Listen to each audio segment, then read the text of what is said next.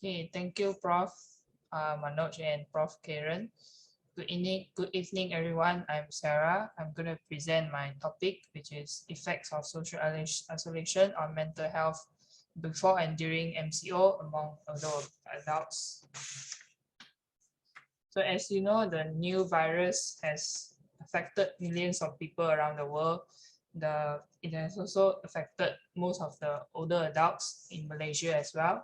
And so they are always asked to confine to stay at home at all times. So, and then this social isolation has been also known as a public health issue, and as it has affected overall health of the older persons, and it also considers the objectively and also subjectively. So in basic terms, objective social isolation is basically caused by the physical separation by friends and family and the lack of social connections. And subjective social isolation is also termed as loneliness. It considers the emotional aspects, the perception of social connections, and the quality of relationship they have with others, and also commonly caused by the social support and the social strains received by others. And then reports also said that objective and subjective social isolation increase, there's an increased risk of developing symptoms of mental health disorders like depression and anxiety. So the aim of this study is to determine the levels of objective and subjective social isolation concerning the mental health before and during MCO. And then moving on to the research methods.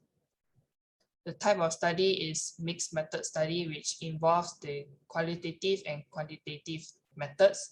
Sampling methods are convenience and snowballing methods, which I recruit older adults in the community settings and also from an elderly association, University of Third Age, Selangor and Kuala Lumpur.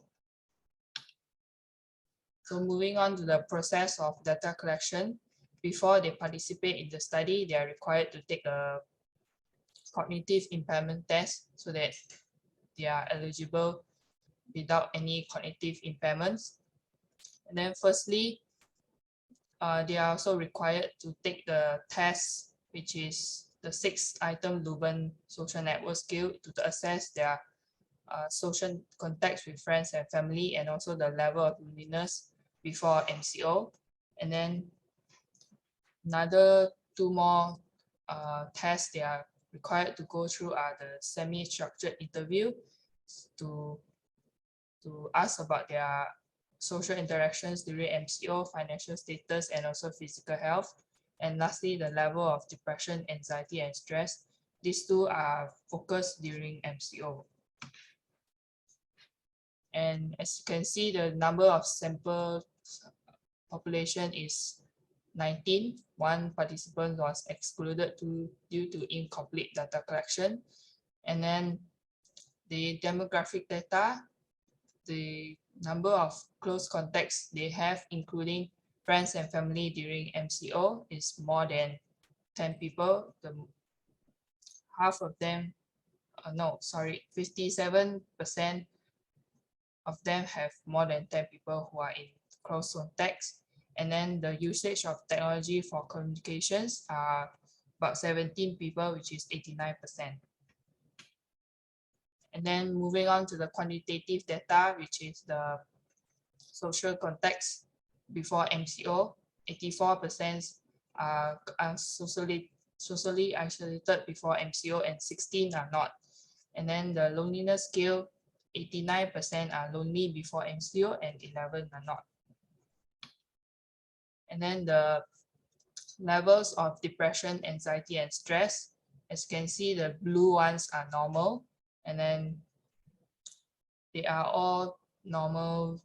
They have normal levels during MCO, and the rest are just either moderate and severe as well. And then moving on to qualitative data. This is based on the teams. Team 1, yeah, some of them, they said they had to get used to the restrictions implemented.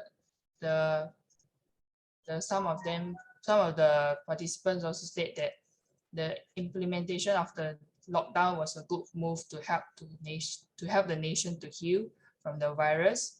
And then team 2, the MCO have affected most of their physical interactions with close ones, which is difficult for them to visit their overseas or out-of-state families and friends.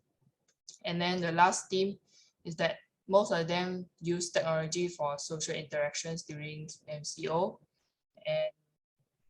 but some of them still also said that they had things to keep them busy, and some were rather bored but not lonely at home. And then this study has also reported that the resilience and the ability to cope is a result of the increased social support they receive, because most of their family and friends were supporting them. And then the differences in loneliness compared at 2 different periods prove that the ability to cope emotionally well, it also gives them a good understanding about their experiences of feeling lonely. And about mental health, older adults' mental health has been reported that it's similar during the pandemic as that of before 6 months earlier before the pandemic. But research also reported that there have been deterioration in their mental health among those who have been diagnosed with psychiatric disorders, cognitive impairments, living in nursing home, and living alone at home.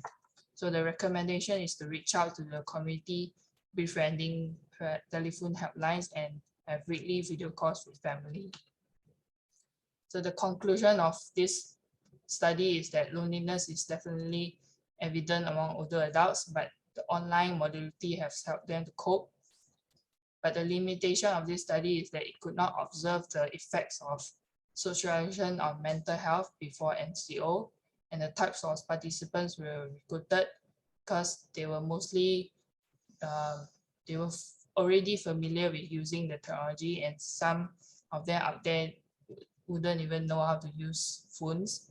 And the time of interviews conducted, which is nearing the end of the strict MCO, which is they will be going out and to see their friends and family outside their house. And then the last one is the recommendation for future studies is to perform follow-up screenings to indicate any worsening signs during the year-long pandemic. And then lastly, these are all the references that I use. Thank you.